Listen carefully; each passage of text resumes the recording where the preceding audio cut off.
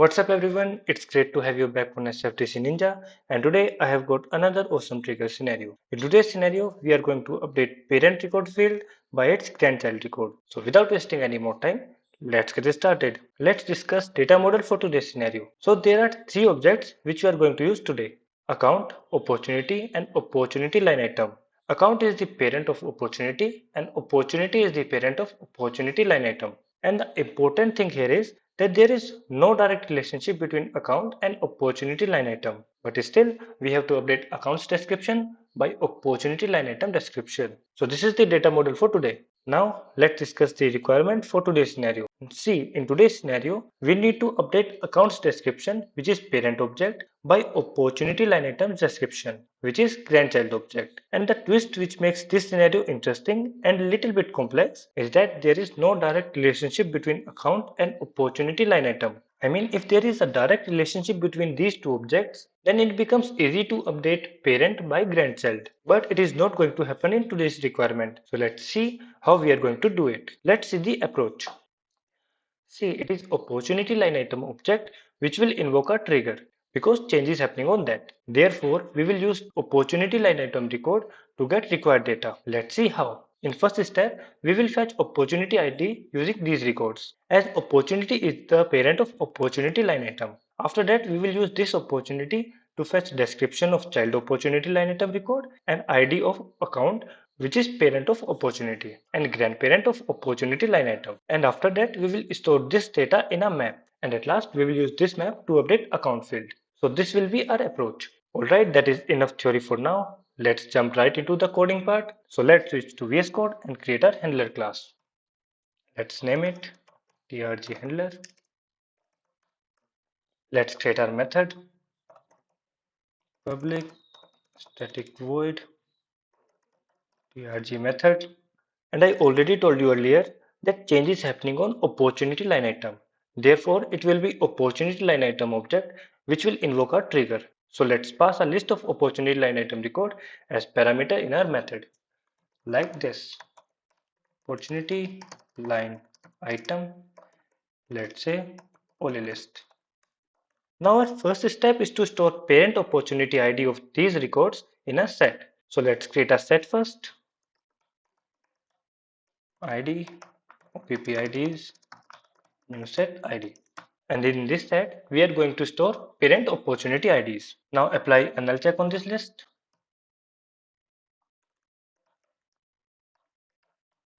Dot is empty. Write it over it. Only obj,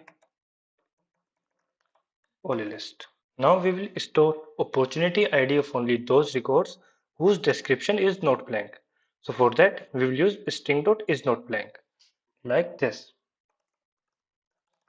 Is not blank only obj dot description. Basically, this function returns true if the specified string is not white space, not empty, or not null. Otherwise, it will return false. So if this will return true, then we will store opportunity ID in a set. So let's add opportunity ID in set. OPP dot add onlyobj dot opportunity ID. Now we want our further code to be executed only if this set contains a value. So let's apply a null check on this set like this. OPP dot is empty. Now we have parent opportunity ID of opportunity line item records in our set. We will use that set of IDs to fetch account ID and child's opportunity line item description using SOCL like this.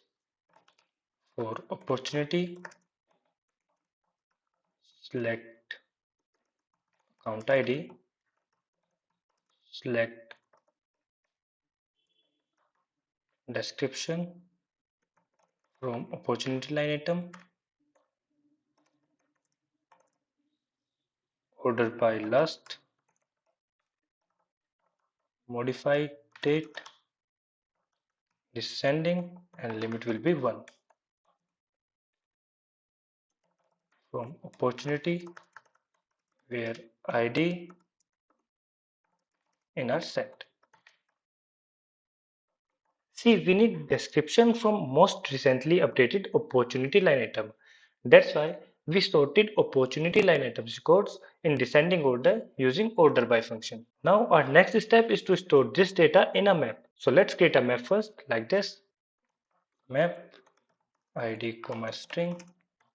Let's say ccmap id comma string. In this map, we will store account ID in key and opportunity line item description in value. So now first apply a null check on opportunity line item records of opportunity like this. opp.opportunity line items dot is empty. And after that apply another check that if description of opportunity line item record which is coming from this query is not null or blank or empty. For that we just need to use string dot is not blank like this. String dot is not blank dot opportunity line items 0 dot description. See, here we have used this line because this query is returning only one record and we need to access that record only. Now if this condition will get true, then we will put account ID and description in our map like this.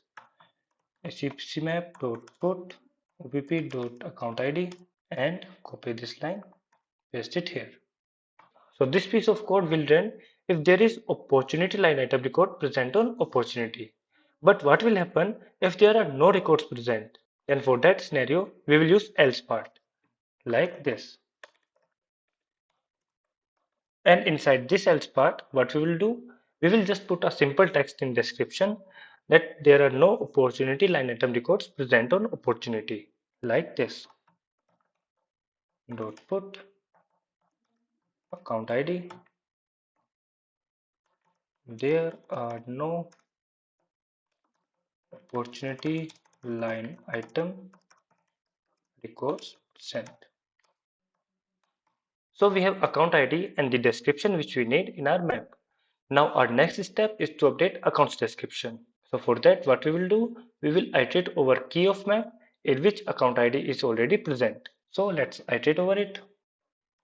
For ID, let's say IDS acc map dot key set, create an instance of account acc new account, and let's update its ID by this ID variable acc.id. Next thing to update is description. So first let's store description from map in a variable like this. Let's say latest description accmap.get, paste it here, apply a null check on it, string what is not blank, copy its name, and finally update it. acc.description. Now it is a best practice to not perform DML inside for loop. So let's create a list to update account records like this. List of account, list to update. Copy its name and add these record in it. Apply a null check on this list. Is empty. And finally perform DML operation. List to update. Save it and deploy it to org. Okay, we are getting error.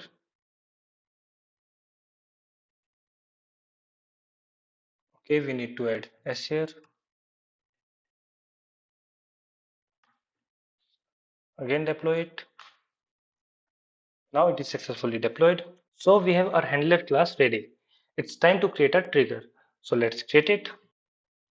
Let's say update description trg. Again, change is happening on opportunity line item object. Therefore, our trigger will be on opportunity line item object and we need to update parent record on its insertion and updation. That's why we have to use after insert and after update event. So first, let's write opportunity line item here with after insert and after update. Also, we need to populate this message if no opportunity line item records are present on opportunity. That's why we also need to use after delete event because this scenario is possible only if a user deletes all opportunity line item records. So let's use after delete also. After delete. Now we need to pass trigger.new in parameter of our method on insert and update event. So let's apply a check like this. If trigger.is after trigger.is insert or trigger.is update. And now let's call our handler class method. trg handler.trg method and let's pass trigger.new here. Similarly, apply a check for delete operation and pass trigger.old. If trigger.is after and trigger.is delete, copy this line, paste it here and pass trigger.old. Save it and deploy it to org. So we have our code ready. It's time to see our code in action. So let's go to our org. So we have this account and this account has this opportunity on it. So let's open it. Let's add a product on it.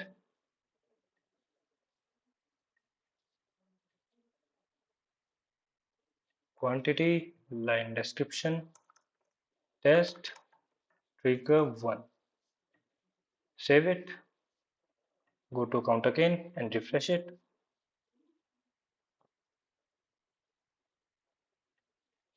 Go to details. Test trigger 1, which means our trigger is working fine for insert operation. Now let's check for update operation. Let's update a product. Line description, let's say test trigger 2. Save it. Go to account again and refresh it. See, our trigger is working fine for update operation also. Now let's check for delete operation. For that we need to delete all products. Let's delete it.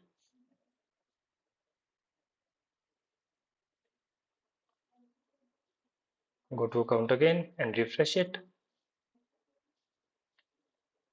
So now it is showing that there are no opportunity line item records present, which means our code is working fine for every operation. That's it for today guys, and I'll be back with more interesting trigger scenarios. Thank you.